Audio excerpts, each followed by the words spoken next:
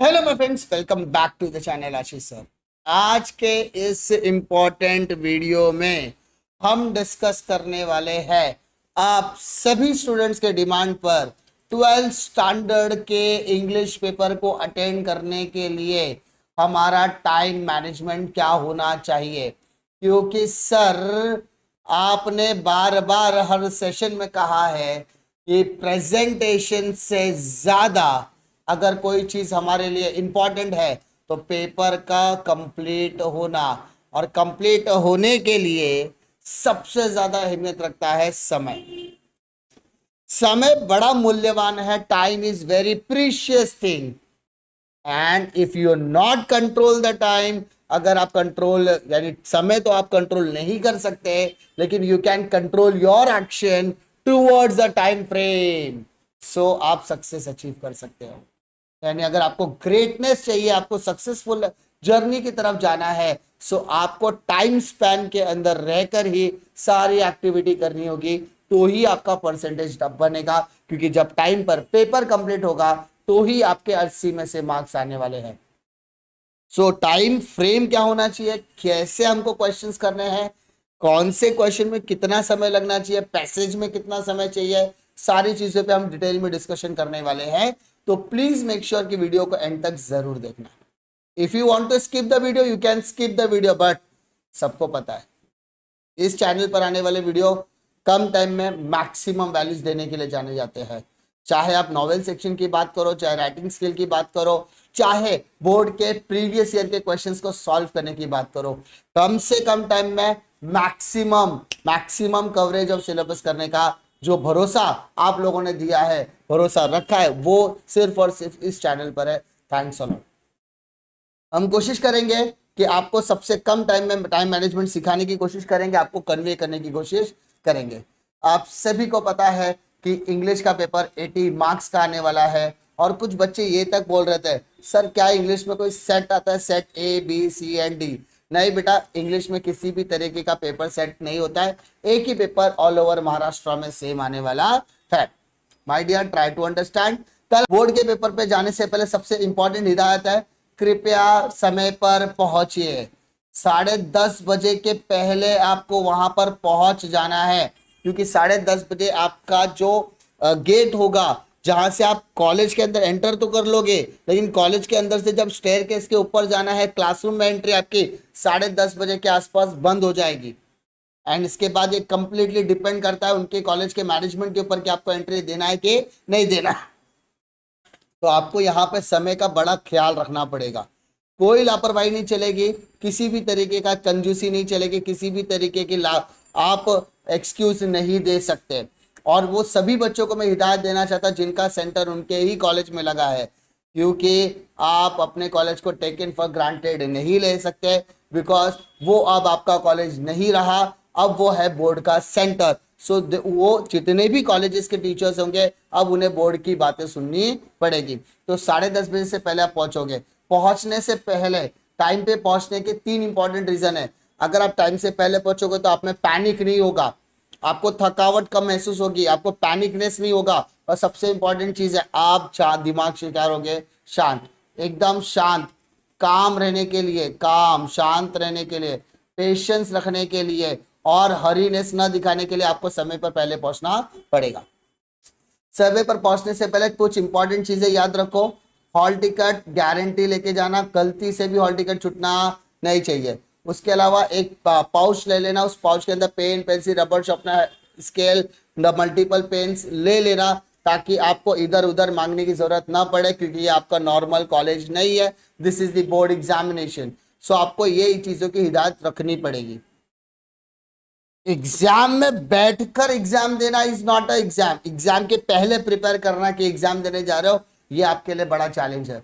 जब आप एग्जामिनेशन 10:30 के पहले अगर आप अपने माइंड से सेट हो कि मैं एग्जाम देने जा रहा हूँ, मेरे पास जरूरत की सारी चीजें अवेलेबल है, ऑन टाइम अवेलेबल है, और कोई भी बच्चा, आप सभी बच्चों को एक सजेशन देना चाहता हूँ, please it's my humble request, do not stole और हाइड समवंस हॉल टिकट। किसी भी बच्चे का हॉल टिकट कोई छुपाएगा नहीं, कोई भी बच्चे का हॉल टिकट कोई चुराएगा नहीं।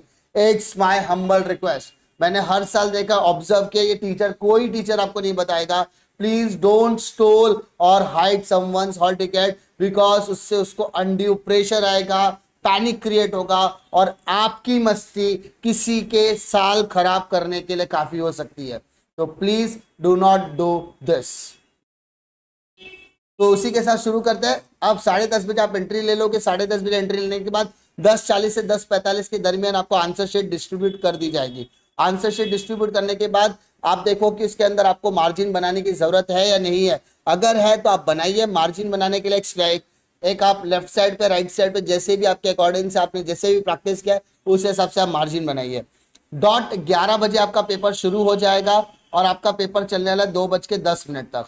अब यहाँ पर आपको 10 मिनट साइड में निकाल के रख देना है, बिकॉज ये 10 मिनट में आपको टीचर बार बार आकर आपको कुछ इंस्ट्रक्शंस देगी। सबसे पहला इंस्ट्रक्शन होगा आपको जो पहला पेज होता है, फर्स्ट पेज होता है, उसको फिलअप कैसे करना है। फिलअप के बाद उसके बाद आपको सेंटर नंबर क्या लिखना है, हॉल टिकट का नंबर कैसे लिखना है, सीट नंबर कैसे लिखना है, वर्ड में कैसे लिखना है, साइन कहाँ करना है, स्टिकर कहाँ लगाना है, बारकोड स्टिकर, ये सारी चीजें करने में ड्यूरिंग द 3 आवर्स 10 मिनट आपका स्पेयर टाइम जाने वाला है। साथ ही साथ आप जब सप्लीमेंट वगैरह पे अटेंडेंस शीट पे भी मार्किंग करनी है तो 10 मिनट आप स्पेयर में रख दो। यानी अब आपके पास टोटल 180 मिनट का समय होने वाला है। आपका कोई सेंटर पे बहुत सपोर्टिव टीचर होंगे तो ऑब्वियसली आपका 10 मिनट बचाने की कोशिश करेंगे, लेकिन 10 मिनट साइड में रखना फायदे का सौदा होने वाला है। यहाँ पर आपको 10 मिनट एक्स्ट्रा मिला है, बोर्ड ने बहुत अच्छी का बात है, लेकिन आपको 10 मिनट का यूटिलाइजेशन कैसे करना है वो हमारे लिए एक इंपॉर्टेंट बात होने वाली है। आपको सबसे पहले जब आंसर पेपर मिलेगा तब आपको करना क्या है, आपको पहले डिसाइड करना पड़ेगा कि आपको स्टार्ट कहां से करना है। From the beginning, from the middle और फ्रॉम द एंड, कहां से स्टार्ट करना है। आप जिस भी सेक्शन से अपना पेपर स्टार्ट करना चाहते हो स्टार्ट करो, नो इश्यू। आपने साल भर प्रैक्टिस की होगी, आप माइंड से प्रिपेयर करके गए होगे कि क्या मुझे स्टार्ट कहां से करना है। जब क्वेश्चन एक बार रीड करो, पेपर रीड करने के लिए तकरीबन आप 10 मिनट का समय ले लो और डिसाइड कर लो कि what should be my sequence. तो मैं 10 मिनट आपका साइड में निकाल रहा हूं, 10 मिनट आपको रीडिंग के लिए मैं दे रहा हूं। यानी अब हमारे पास बचे टोटल 170 मिनट बचे। ठीक है, मैं जो कह रहा हूं बहुत ही एक्सपीरियंस के साथ कह रहा हूं, कोई भी हवा में बातें नहीं कर रहा हूं। नाउ क्वेश्चन नंबर 1A और 1B। क्वेश्चन नंबर 1A आपका जो होगा वो होगा आपका कंप्लीटली पैसेज वाले क्वेश्चंस होने वाले हैं, जहां पर फर्स्ट पैसेज सॉल्व करने के लिए आपको यहां पर तकरीबन 20 मिनट का समय देना होगा।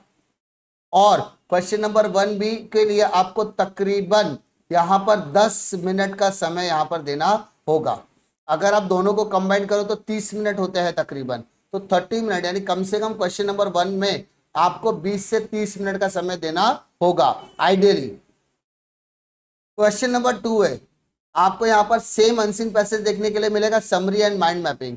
अब यहाँ पर इस सेक्शन को करने के लिए तकरीबन आपको 35 मिनट्स लगने वाले हैं, जिसमें सबसे पहले 15 मिनट में आपको यहाँ पर अनसीन पैसेज करना, क्योंकि unseen passage as compare to seen से थोड़ा सा इजी आता है।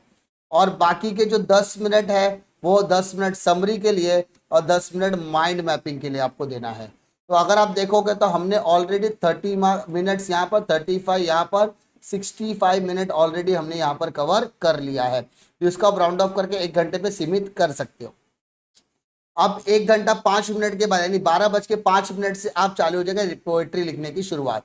अब यहाँ पर पोएट्री लिखने के लिए सबसे पहले वाली पोएट्री पे आपको तकरीबन 15 मिनट का समय देना है और 10 मिनट का आपको समय देना है यहाँ पर, तकरीबन उतना ही आपको एप्रिसिएशन लिखने पर, क्योंकि एप्रिसिएशन में आपको मार्क्स अच्छे खासे मिल सकते हैं।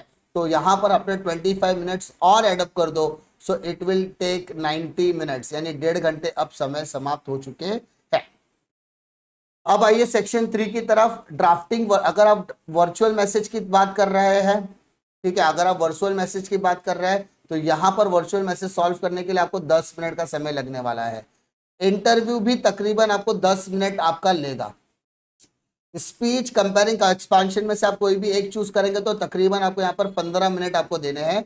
ब्लॉग और अपील में भी आपको 10 मिनट का समय लग ही जाता है किसी बच्चे को करने के लिए। तो टोटल अगर देखा है तो 45 मिनट्स। अगर आप ऊपर देखो तो 90 + 45 इट विल टेक 135 मिनट्स। अभी तक आपका 135 मिनट हुआ है। अब आपके पास सेक्शन 4 है जिसमें से पूरा का पूरा नॉवेल पार्ट है। तो जो फर्स्ट नॉवेल पार्ट होगा it will take very less time, क्योंकि आपको सबसे कम सा टाइम लगेगा, that is only 5 to 7 minutes मिलने वाले हैं। ठीक है, 5 से 7 मिनट आपके बचने वाले मिलने वाले हैं, क्योंकि आपको नॉर्मली सारी की सारी चीजें याद होती है। मैं बोलता 10 मिनट भी अगर मैं पकड़ू सो आप कर सकते हो। फिर बाकी केस में भी 10-10 मिनट अगर देखो तो यानी अगर आप नॉवेल में देखोगे तो आपको यहाँ पे ओवरऑल 35 मिनट्स का समय लग रहा, 35 मिनट से लेके 40 मिनट्स का समय लगना चाहिए नॉवेल के पार्ट को कवर करने के लिए। और आप सभी को पता है नॉवेल में स्टोरी बहुत ही एक इंपॉर्टेंट रोल प्ले करने वाली है। तो 10-10 मिनट भी अगर आपने नॉवेल में दिया तो आपका मार्क्स बढ़ सकता है। लेट मी वेरी क्लियर, मैंने यहाँ पर 20 मिनट ऑलरेडी साइड में निकाला है। कुछ बच्चे होते हैं जिन्होंने टेक्स्ट बुक बहुत अच्छे से प्रिपेयर करके गई है, टेक्स्ट बुक अच्छे से रीड कर, तो उनका जो 10 मिनट मैंने रीडिंग वाला टाइम था ना वो कट हो गया, तो उनके पास 10 मिनट एक्स्ट्रा हो सकते हैं, है ना। तो आप समझो कि अगर मैं 30 कह रहा तो वो 30 का 20 में कर रहे तो 10 मिनट उनका बच गया। 35 को वो 30 मिनट का अगर मैंने उनको बोला डू एज डायरेक्टेड वाला पार्ट अब 10 मिनट में करो, वो 5 मिनट में करके निकल रहे हैं। देखो मैंने आपको बार बार कहा है पेपर सॉल्व करने के टाइम पे, पेपर प्रेजेंटेशन के टाइम पे कि you have not to write the any question, आपको क्वेश्चन लिखने की कोई जरूरत नहीं होती है। मतलब जब मैं बोलता क्वेश्चन नहीं लिखना है, you have to put just question number 1A1 and उसके आगे 1 2 3 जो भी आपका क्वेश्चन रहेगा उसका सॉल्यूशन आपको वहां पे पुट ऑन करना है। ये आपकी माइंड के ऊपर डिपेंड, आपकी साइकोलॉजी के ऊपर डिपेंड है कि आप माइंड अपने टाइम को किस तरीके से मैनेज करते हैं। आपको पेपर लिखते समय पेशेंस रखना है, काम रखना है, कुछ भी हरी नहीं करना है, घाई नहीं करनी है, टाइम घड़ी जरूर लेकर जाना है, घड़ी के हिसाब से आपको पूरी प्लानिंग करनी होगी। ठीक है, यहाँ पर आपको 10 मिनट एक्स्ट्रा मिल रहा है और अच्छी बात है कि 10 मिनट आप यहाँ नहीं, यहाँ पर आप रीडिंग में अगर वो 10 मिनट यूटिलाइज कर रहे हो और टीचर बहुत सपोर्टिव है तो आपको ओवरऑल टाइम मैनेजमेंट में दिक्कत नहीं आएगी। कुछ क्वेश्चंस ऐसे होंगे जो जहां पर 5 मिनट मैंने टाइम डिवोट किया है आपका 1 मिनट में हो जाएगा, जैसे फिल इन द ब्लैंक्स होता है या फिर सिमिली सिंगल मीनिंग होता है, एंटोनिम सिनोनिम्स के क्वेश्चंस होते हैं जहाँ पे एक सेंटेंस लिखने पर आपको 1 मार्क मिलता है, तो वहां पर आपके काम मार्क्स टाइम रिड्यूस भी हो सकता है। मैंने ऐसे बहुत सारे बच्चों को देखा है जिन्होंने 20 मिनट पैसेज के फर्स्ट पार्ट को कवर करने के लिखा है और 5 मिनट में वो डूअर्स डायरेक्टेड करके निकल जाते हैं, बिकॉज उनको ग्रामर को क्रैक करना आता है, स्पॉट द एरर 1 मार्क का क्रैक करने के लिए आता है। जो बच्चों को लग रहा है कि यार एक दिन में मेरा क्या क्या होगा, तो माय डियर मैं आपको बता रहा हूँ कि अगर एक दिन में अगर आपको प्रिपरेशन करनी है, एक रात में प्रिपरेशन करनी है, सो भाई साहब इंग्लिश में पास होने के लिए आपको 4 ही चीजें, नॉवेल करो 16 मार्क आपको मिल जाएगा, क्योंकि नॉवेल में आप अपनी मर्जी से स्टोरी को डेवलप कर सकते हो, स्टोरी के अराउंड में आप अपने वर्डिंग्स में लिख सकते हो। उसके बाद राइटिंग स्किल में जो चीजें मैंने आपको बताई है वो 16 मार्क आप कवर कर लो। एप्रिसिएशन में आप अपनी जान लगा सकते हो, पोएटिक डिवाइस में आप 2 मार्क लगा सकते हो, उसके बाद 2 मार्क का आपका फिगर ऑफ स्पीच हो सकता है। इतना कंफर्म है, स्पॉट द एरर करके एक क्वेश्चन कंफर्म आने वाला है। उसके अलावा छोटे मोटे ऐसे ग्रामर आएंगे जिसमें able to, unable to, no sooner than, not only but also, as well as का इस्तेमाल करना, चेंज द वॉइस, ये सब के छोटे छोटे ग्रामर्स आएंगे और ऑप्शन के साथ आ गए तो वो ऑप्शन वाले क्वेश्चन ज्यादा आसान होते हैं। 2 मार्क अगर मैं ऐड भी करूं तो आप आराम से 40+ निकल जाने वाले हो, बशर्ते आपको एटलीस्ट प्रैक्टिस करना होगा। डिस्क्रिप्शन में मैंने ऑलरेडी बहुत सारी चीजें कराई है, नॉवेल करवाया है, राइटिंग स्किल एप्रिसिएशन करवाया है और सबसे इंपॉर्टेंट बोर्ड के 3 क्वेश्चन पेपर करवाए, जो बोर्ड के ऑफिशियल क्वेश्चन पेपर है। मैंने कोई भी रैंडमली सैंपल पेपर सॉल्व नहीं किया, बोर्ड के ऑफिशियली क्वेश्चन पेपर को सॉल्व किया। उसके सोल्यूशन भी मैंने ऑलरेडी टेलीग्राम चैनल पे सेंड कर दिया है, तो आपको सिर्फ वहां से क्या करना है, प्रिपरेशन करना है। और मैं जानता हूं कि आप प्रिपरेशन कर सकते हैं और अपने प्रिपरेशन को एक नेक्स्ट लेवल पर लेकर जा सकते हैं और एग्जामिनेशन के बाद आपको एक बड़ा सेटिस्फेक्शन मिलेगा कि नहीं मैंने जो भी पढ़ाया था, जो अभी किया, जितना भी आपने अटेम्प्ट किया, उससे आप मैक्सिमम मार्क्स अवॉर्ड अचीव कर सकते हो। उम्मीद करता हूं कि जो भी मैंने आपको बताया उससे आपको बात सही लगी रहेगी। अगर आप मेरी बातों से कनेक्ट कर पा रहे हो, सारी चीजें फॉलो कर रहे हो, तो चैनल को सब्सक्राइब जरूर करना, दोस्तों तक चैनल को जरूर पहुंचाना, क्योंकि इसी तरीके के कंटेंट में लेकर आता रहता हूं और एग्जामिनेशन के एंड डे तक आपके लिए पूरी तरीके से ये चैनल खड़ा रहने वाला है विद क्वालिटी कंटेंट के साथ, क्वालिटी वीडियोस के साथ। उम्मीद करता हूं कि आपको वीडियो पसंद आएगा। वीडियो पसंद आता है तो लाइक करो, दोस्तों में जरूर शेयर कीजिए। इसी तरीके की वीडियो के लिए चैनल पे बने रहे। मिलता हूं मैं आपको अगले वीडियो में एक और नए इंटरेस्टिंग वीडियो के साथ। तब तक के लिए जय हिंद।